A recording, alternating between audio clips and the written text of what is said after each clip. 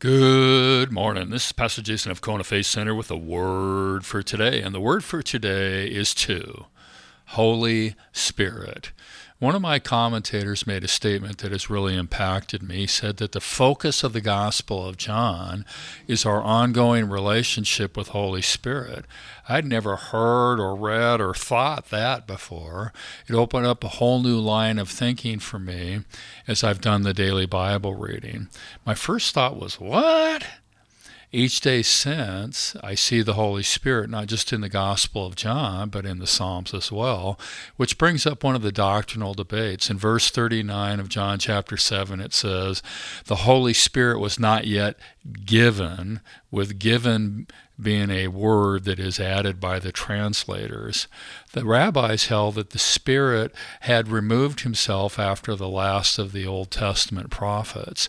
There are so many references in the Old Testament to the Spirit coming upon different leaders. Jesus himself had the Spirit come upon him when he was water baptized by John. The Spirit led Jesus into the wilderness. One of my commentators addresses this issue by saying that not until Jesus had been glorified would the Spirit be given in the measure that Jesus promised. Fulfillment of the Father's desire to indwell believers would need to await the completion of the Son's earthly mission. Interesting thought.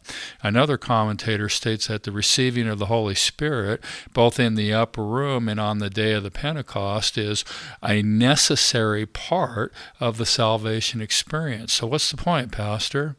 I am so glad you asked. The point is, regardless of your current theology, we need the Holy Spirit.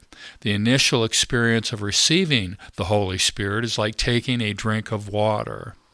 Water being a like and type of the Holy Spirit in both the Old Testament and New Testament.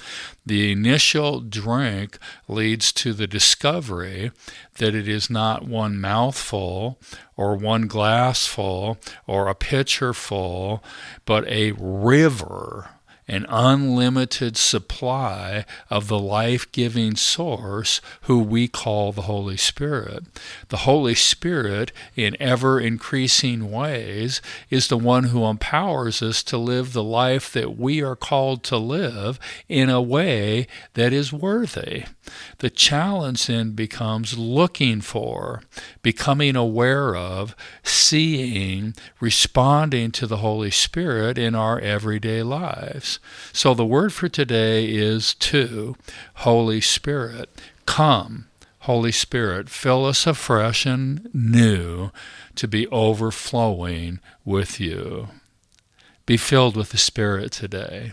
God bless. Check in tomorrow.